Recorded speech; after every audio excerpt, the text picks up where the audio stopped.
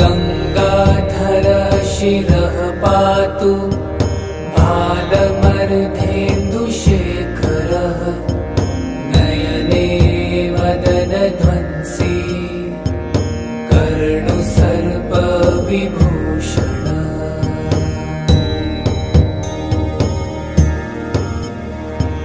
घ्राणं पातु पुरारातिर्मुखं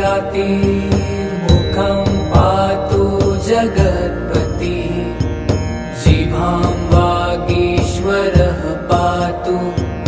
कन्धरां शीतिकन्धरः